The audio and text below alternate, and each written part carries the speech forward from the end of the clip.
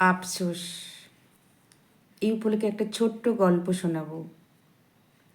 যখন অফিসে বসেছিলাম আমি, তখন একটা বউ, বলতে গেলে বয়স 25 বছর হবে, আসলো আমার পাশে। কিছুক্ষণ পর এই গল্প ওই গল্প করার পর সে তার দুঃখের গল্প শেয়ার করলো আমার কাছে। আমি যখন প্রথম তাকে বললাম কেমন আছো, তাকে বসতে বললাম, জিজ্ঞেস করলাম কেমন আছো, তখন দেখলাম তার দু চোখ দিয়ে সমানে চোখের জল গড়িয়ে পড়ছে। আমি প্রথমে একটু অবাক হয়ে গেছিলাম। যার মুখে সবসময় আমি হাসি দেখেছি, ইয়ার্কি ফাজলামি করা দেখেছি, তার চোখে আজকে হঠাৎ জল দেখলাম। একটু হতভম্ব হয়ে গেছিলাম। তারপর ধীর স্থির বললাম, কেন কাঁদছো, কী হয়েছে তোমার? নাম তার ছিল মাধবী দাস। আমার কথা শোনার পর সে একটু সাহস পেল, তখন তার সংসারের গল্প আমাকে শোনালো। তাদের জয়েন্ট পরিবার, তাদের একটা মিষ্টির দোকান আছে।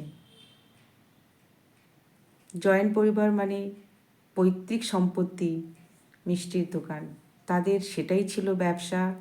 আর জমি জমা আছে অনেক। কোনো জমি জমা তাদের মধ্যে ভাগ ছিল না, ভাই ভাইদের মধ্যে। সেই মাধবী দাসের হাজবেন্ড ছিল ভাইদের মধ্যে বড়।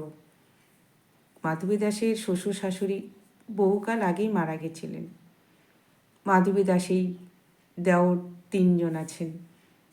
তাদের পড়াশোনা, বিয়ে দেওয়া সব দায়িত্ব নিয়েছিলেন। মাধবী দাস বাড়ির বড় বউ, কর্তব্যজ্ঞান খুব ভালো। আমার কাছে এসে মাঝে মধ্যেই আসে, তো আজ একটু অন্যরকম দেখার পর সে তার দুঃখের কথা শেয়ার করলো।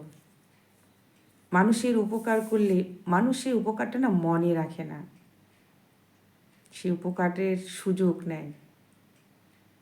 সংসারে তাদের সেটাই ঘটেছে।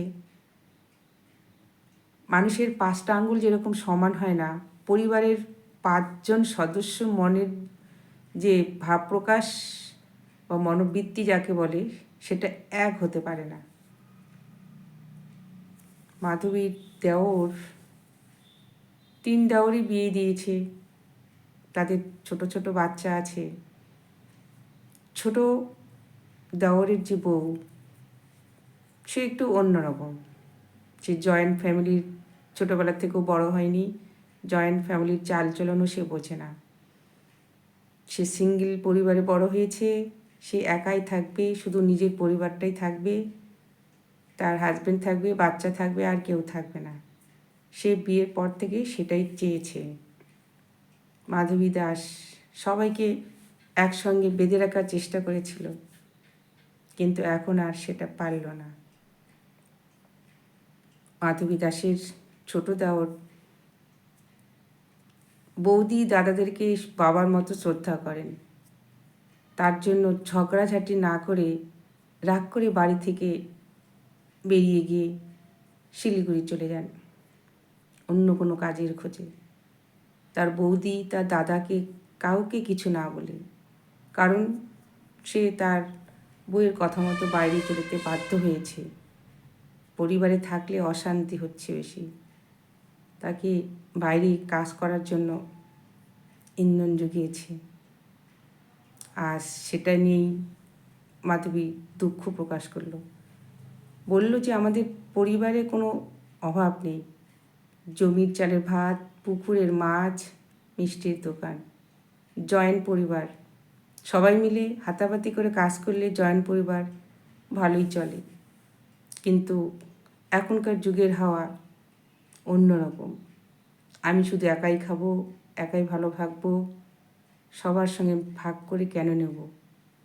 অনুভূতিটা এরকমই ছিল তার ছোট জায়ের।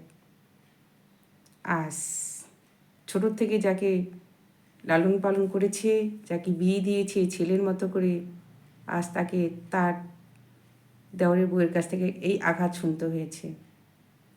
গ্রাম্য বাংলায় আরও অনেক রকম কথা তাকে শুনতে হয়েছে। সে অনেক ভাষা হয়তো এমন কটূক্তি ভাষা তাকে বলেছে যেটা ভাব প্রকাশ করার মতো না। কিন্তু মাধবী দাস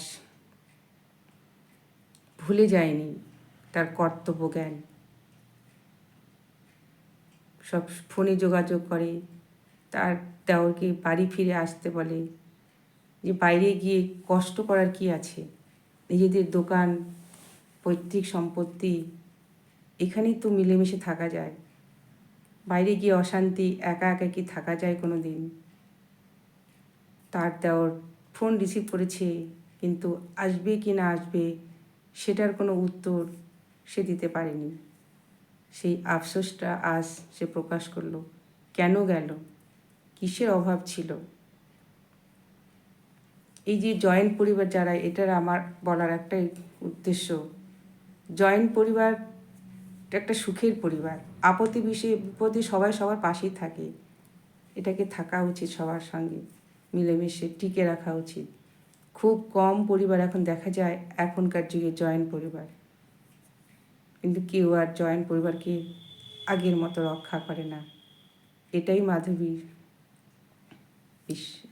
মাধবী দাসের আফসোস। সে আর জয়েন্ট পরিবারকে সুখ স্বাচ্ছন্দ্যে ভরিয়ে রাখতে পারল না, এক জায়গায় বেঁধে রাখতে পারল না। এটাই আফসোস। সবাই সবাইকে বুঝতে হয়, সবাই সবার পাশে থাকতে লাগে। একার চিন্তা করা উচিত না। জয়েন্ট পরিবার থাকলে অনেক আপদ বিপদের সম্মুখীন হওয়া যায়, সেটাকে সমস্যা সমাধানও করা যায়। জয়েন্ট পরিবার এমন একটা শক্তি। তাই জয়েন্ট পরিবার যাদের আছেন তাদের পরিবারকে রক্ষা করবেন, ভালো থাকবেন। পৃথিবীতে একাই থাকা যায় না, সবাই মিলেমিশে থাকলে সুখে স্বাচ্ছন্দ্যে থাকা যায়। এটাই আমার বলার।